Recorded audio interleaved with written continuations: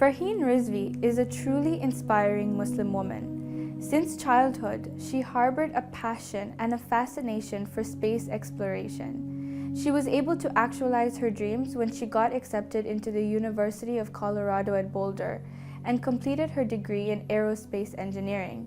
She then had the opportunity to work for NASA. Farheen's inspiring journey stems from having a beautiful dream and working hard to make that happen. As a Muslim woman living in the West, her story shows us that anything is possible with a little bit of perseverance and vision. This is her journey.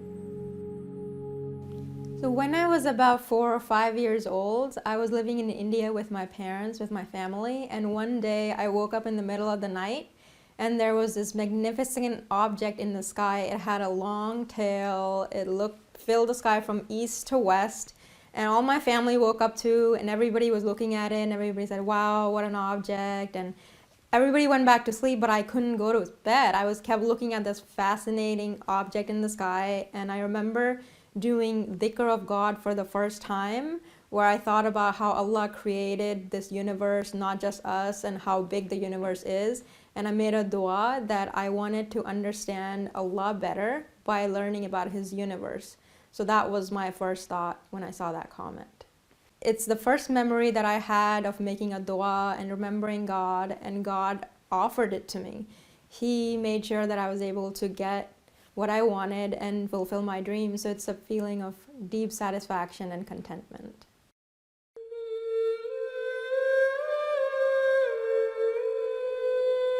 So when I was young, my parents used to take me to a mosque in New Delhi. It was called Shah-e Marda Karbala, and it was a very small mosque at the time. So a lot of the ladies would have to sit outside the mosque, and most of them complained that why don't we have a space for ourselves, and we don't want to sit outside. But I used to love it because I would be sitting under the night sky and looking at the stars, and at the same time being able to hear the Maulana's words on Islam. So those moments made me deeply connect with the universe and Islam, because I would hear the Maulana's words and I would be looking up at the night sky and looking at different objects and connecting his words to those objects. So I would say that those were the moments that helped me get into space engineering from a young age.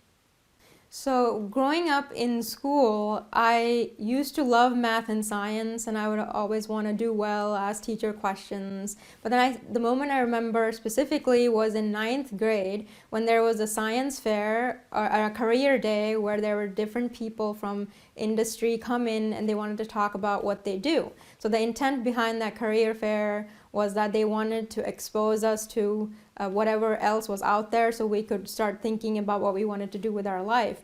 So they all were very interesting. They were doctors, lawyers, some were engineers, but none of them really appealed to my heart. So suddenly this feeling came in my heart, and I remembered my moment with the comment that I wanted to study space. So I held up my hand and I asked the teacher or the individual that I wanted to study space engineering and what is a way to do that, because there's nobody here who's talking about that. So everybody just laughed at me and looked at me, and the teacher said, to do that you have to go to NASA. So I thought that was the end of it, because we didn't have any plans, or I didn't know how I would get to NASA. But in the same year, my father was offered a position from the United States, and we moved out here, and I was lucky enough to be near a university that's one of the best programs in the country for aerospace engineering, University of Colorado at Boulder. So I worked hard in my college and high school, and I ended up studying aerospace engineering. So my parents were also, my grandparents were deeply religious people, and they made sure that my parents growing up also learned about Islam. So I know that Prophet Muhammad sallallahu alaihi wasallam, he was very supportive of females and making sure that they were treated equally, and he gave his daughter Janabe Fatima Zahra alayhi salam the best education. He was responsible for making sure that the Arabian society's practice of burying female children alive, he was able to eradicate that.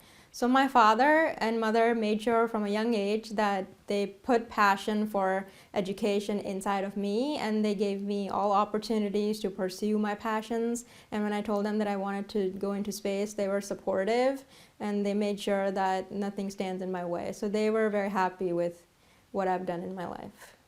So in our culture these days, or from a while, there has been norms that have formed. So the norms say that girls don't necessarily go into fields like engineering. But I would say that the first verse that Allah revealed in the Quran was read in the name of God. So I feel that pursuing an education is your God-given right. So if you have something inspired in you that you want to pursue, you should do it without questioning or without worrying about what other people will think or what the norms in the society are, because that's what God wants you to do, and He will definitely give you help. And you never know that along the way you may break the norms and start a trend, and then that may not be unconventional anymore. That may be a convention of the society. So you should definitely just do what your heart tells you.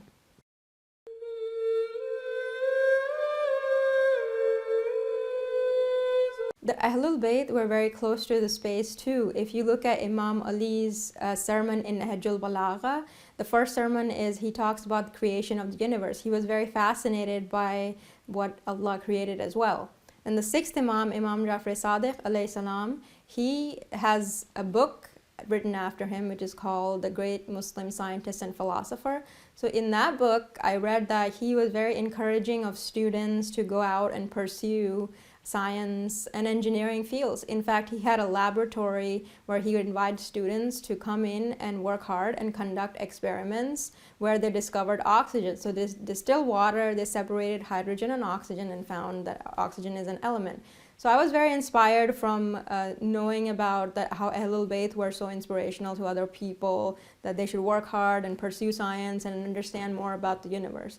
In modern times, our Shia leaders, Sayyid Sistani and Sayyid Khamenei, they also tell other people to go into fields of science and engineering because there is great need. I had an opportunity to meet Sayyid Sistani in Iraq a couple of years ago, and he specifically talked about how he wanted our community members and especially youth to become doctors and scientists and engineers, because he thought that's how we can help the society.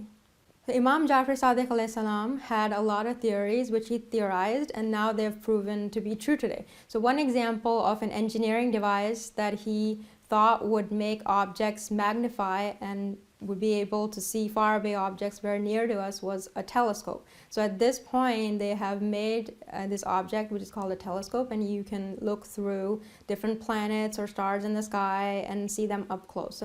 So there are other theories of Imam Jafar Sadiq alayhi salam that haven't been proven today. For example, he said that there are other living worlds out there and that there are living beings in other worlds. So he supports the idea of aliens being present in some other worlds that we don't know about yet. So these theories really inspire me to go out and work hard and be able to prove his theories. And then after the theories are proven, I want to talk about how the Ahlulbayt were the ones who theorized these amazing facts.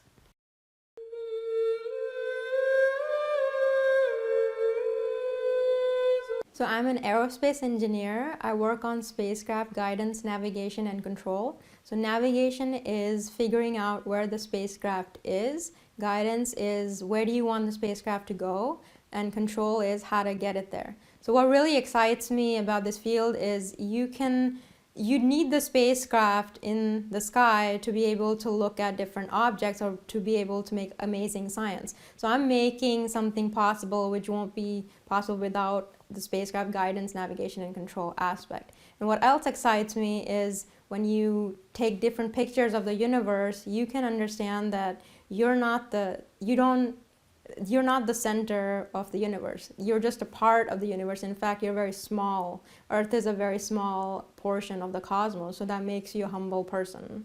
That God made a very, very large universe and you're part of it.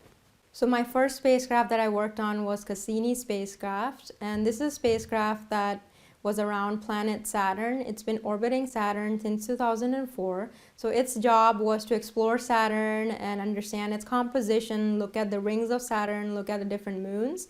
And my responsibility there was to work on the pointing of the spacecraft. So the scientists would tell us they wanted to look at this time, they wanted to look at the planet, at this time they wanted to look at the rings, they wanted to look at this moon or that moon of Saturn. So it was a good challenge for us to keep rotating the spacecraft from one planetary portion to another planetary portion, or from the rings to the moons.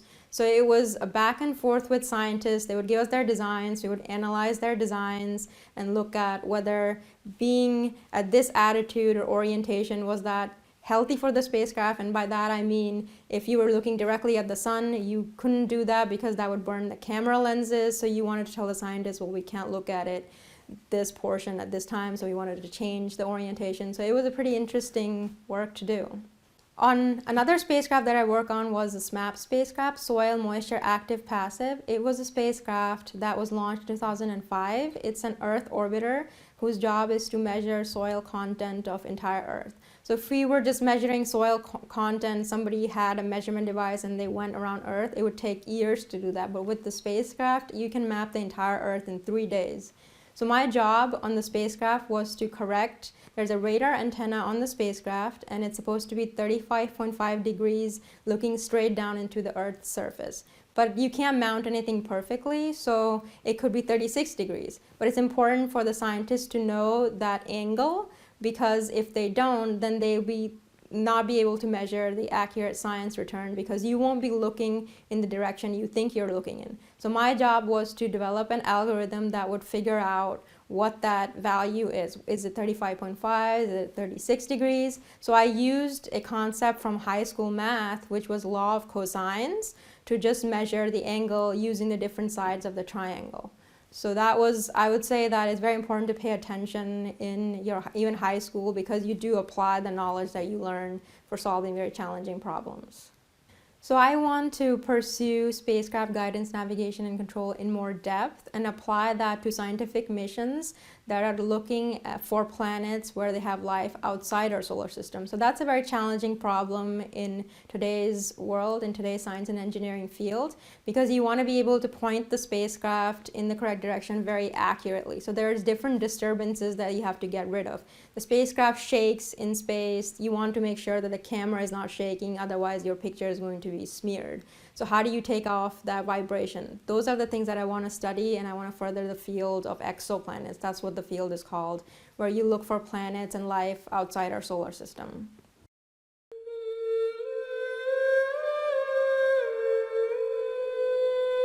So one of our responsibilities as a human being on Earth is that we're supposed to grow and understand and mature. So if you follow your dreams, along the way you'll learn a lot about yourself, and that's really important to do, because you want to be a valuable human being, contribute to society, and that's how you want to end your life. So it's very important that you chase and follow your dreams. Along the way, you can understand more about yourself and learn about how you connect with your environment and how with your family and what kind of education you want to get. So it's very important that you follow your heart. So while I was at NASA, the main building always had a US flag on the top. And whenever I would walk past, my dream was that I want to put Imam Mehdi alayhi salam's flag on top of NASA, because I feel that I've thought a lot about how the Imam would rule the world, and he would be the leader, and what thoughts that came in my mind were he would have allies and supporters in different organizations that are influential, and they'd be working for him. So for example, you'd be at NASA or you'd be at United Nations, and you would be a friend of the Imam, and that's how he would be able to spread his ideas and knowledge across.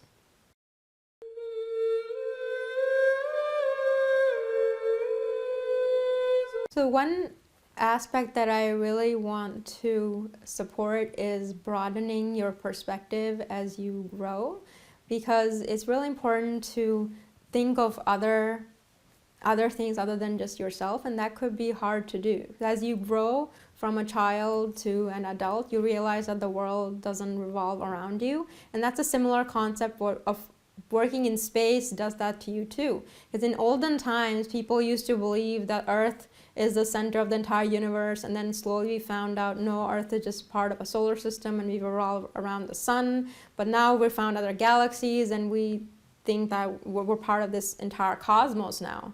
So broadening our perspective is very important, because it makes you a humble person, it makes you connect with other people better. So a practical example of that would be, I'm originally from India and I moved to United States when I was about 14 or 15.